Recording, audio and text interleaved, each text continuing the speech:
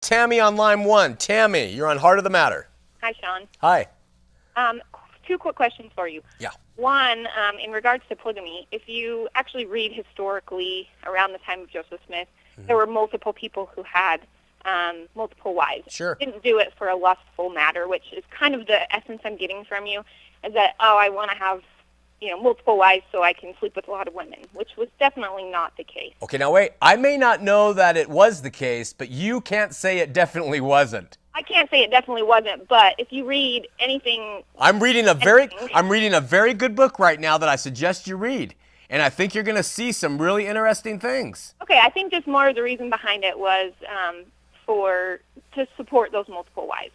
Okay. Anyway, on to my second question. Okay. You say that you used to be an LDS member, Yeah. and that you left the church and you read the Bible and you prayed about it.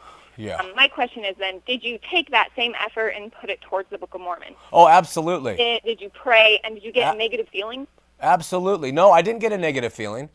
No, and the Book of Mormon, True, and what? do you think that it's not true then, that it's all just falsified? No, I think that the Book of Mormon teaches some great truths. I think that it's a book that centers on 19th century Christian thought. I think that it has great messages all the way through. The problem is it's the historical claims to it are just categorically false. And the problem with it is that if you embrace the Book of Mormon as just a true book, you're going to go and you're going to embrace everything else, and before you know it, you're going to be the wife of a man with 7 others.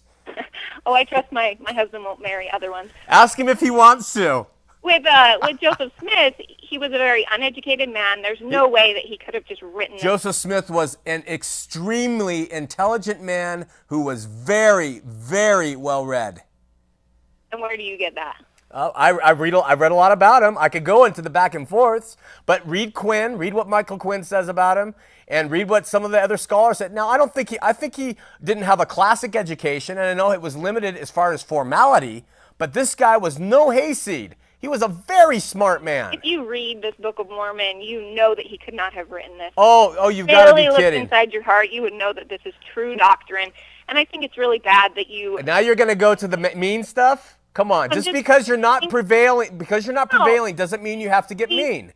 Joseph Smith, you haven't done any reading on him. All you have done... I've done a lot of reading No, you haven't. All you've done is said... You left the church was because you couldn't handle how strict it was. And you've admitted that.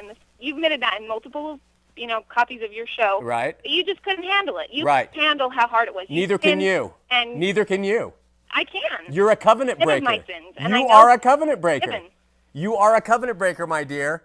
I am not. You're not? I'm not. That is a lie. I just think it's sad. Do you give all your time and talents to the Church of Jesus Christ? All of it? You're a covenant breaker. My dear, you are not telling the truth on air right now. Now, this is the thing about it. You think that you're being obedient, but you're not. You cannot live up to all the edicts of the LDS Church, and you're fooling yourself if you think you can. You don't accept the Lord's atonement, then?